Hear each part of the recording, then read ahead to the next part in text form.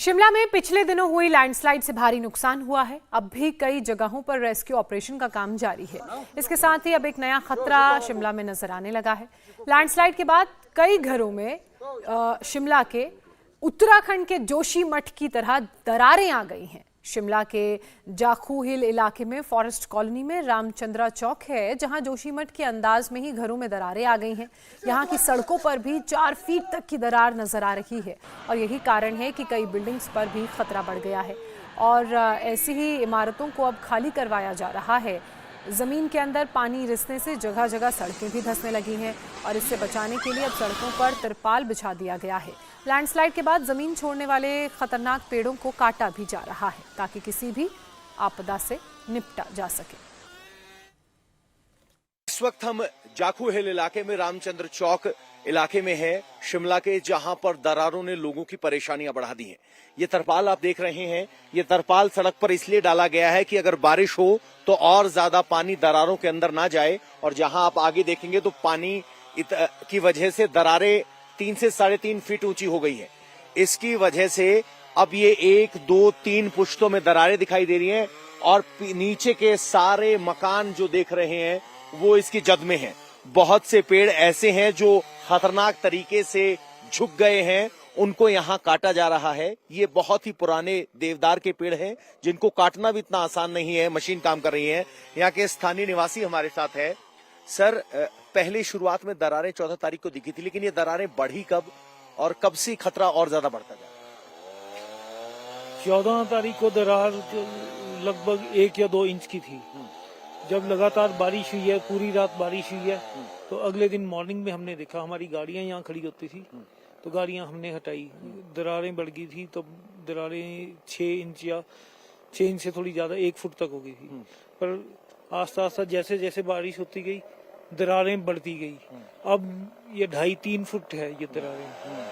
तो आस्ता आस्ता ये सारा सिंक कर रहा है, नीचे वो बैठ रहा है। तो अब इस इलाके में 2.5-3 फुट है, उधर सोल्यूशन प्रोवाइड किया गया है।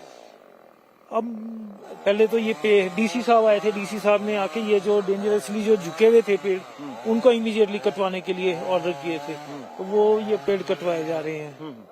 तो जो जिन दरारों की बात कर रहे हैं, तो शायद आप इस प्लास्टिक की शीट की वजह से समझ ना पाए। मैं आपको जरा समझा देता हूं कि ये दरार है जो ढकी गई है ताकि इसमें और पानी ना जाए।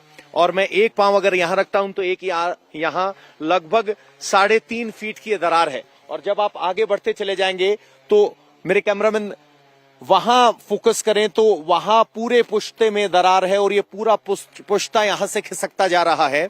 और जो ढलान यहां अमूमन ढलान होता था, अब वो दरार की वजह से एकदम सड़क सीढ़ीनुमा हो गई है और यहां आकर ये दरार और ज्यादा बड़ी हो जाती है।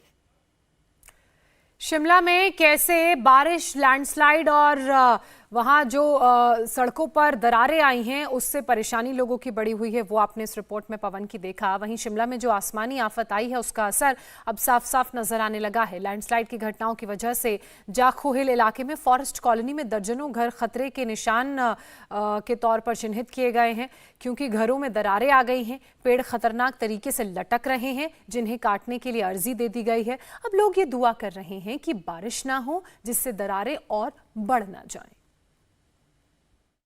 यहां से देखने में आपको ये बहुत सुरक्षित दिखाई देगा, लेकिन ये जो कंक्रीट का पुश्ता है, यही पूरा पुश्ता 1 से 1.5 फीट हमारी तरफ झुका हुआ है और इसी के ठीक ऊपर वो बिल्डिंग पड़ती है।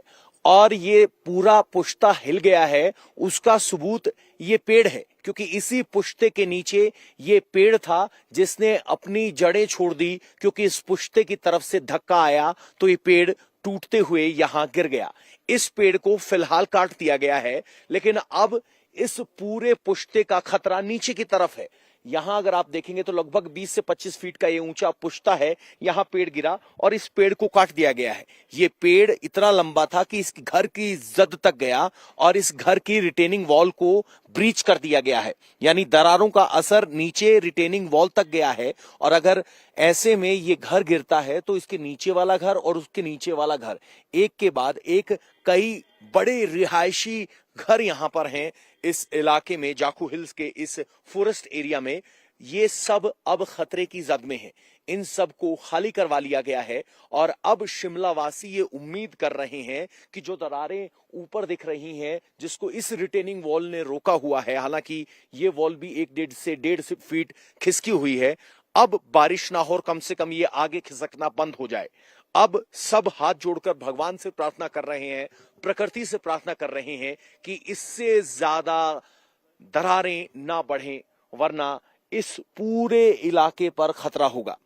अब डिस्ट्रिक्ट एडमिनिस्ट्रेशन, स्टेट एडमिनिस्ट्रेशन की तरफ से इमरजेंसी प्रोविजन में इन पेड़ों को काटा गया है। पूरे शिमला में 600 पेड़ ऐसे हैं जिनको काटने की अर्जियां दी गई हैं, जो कि खतरनाक स्तर पर झुके हुए हैं। आपको देखना होगा कि ये पेड़ लगभग 100 फीट ऊंचे और 120 साल पुराने हैं। इसकी वजह से भी खतरा है और जब ये गिरते हैं तो बड़े दायरे के इमारतों को नुकसान पहुंचाते हैं। तो शिमला भर से यहां 600 पेड़ों को काटने की अर्जियां प्रशासन के पास पेंडिंग है, लेकिन सबकी उम्मीद यह है कि कम से कम फॉरेस्ट इलाके में हो रहे इस भूस्खलन को रोका जाए। कंक्रीट भर दिया गया है। एडमिनिस्ट्रेशन ने मौका मुआयने पर आकर हालात को देखा और समझा है, लेकिन अभी तक आगे का रास्ता क्या हो, इसका जवाब किसी के पास नहीं है। लैंडस्लाइड के बाद पहाड़ों पर बने मकानों पर खतरा बढ़ा। लोगों से मकानों को खाली करने को कहा गया। अब एक एक कर लोग अपने अपने घरों को खाली कर रहे हैं, जिससे कि उन मकानों को सुरक्षित करने के लिए रिटेनिंग वॉल तैयार की जा सके। ये के शर्मा जी और संगीता शर्मा जी का मकान है, लेकिन अब इसको खाली करना पड़ेगा क्योंकि इस मकान पर खतरा है। अब इन्होंने अपने सामान को समेटना शुरू कर दिया है। इनका कभी ड्राइंग रूम था जिसमें उनकी तस्वीरें लगी हैं, कुछ ट्रॉफीज हैं, इधर एक बुक शेल्फ है, लेकिन अब सब सामान को यहां समेटा जा रहा है। सर, आप कहां जा रहे हैं? क्या ऑल्टरनेट अरेंजमेंट आपने किए? सरकार ने जैसे ही सरकार को मालूम पड़ा कि हम डेंजर जोन में आ गए, उन्होंने इमीडिएट स्टेप लिया और हमें अल्टरनेट अकोमोडेशन हमें सुमटी में अलॉट की गई है। तो हम टेम्परेरी अरेंजमेंट हमने वहां कर लिया है। तो हम सरकार की इसके लिए आभारी हैं कि उन्होंने इमीडिएट स्टेप लिया। इमीडिएट स्टेप तो लिया, लेकिन आगे की क्या सोचा है? आगे के लिए हमने सोचा अगर तो रिटेनिंग वॉल टाइमली और टेक्निकल तरीके से बना दी जाती है तो ये मकान बच जाएगा।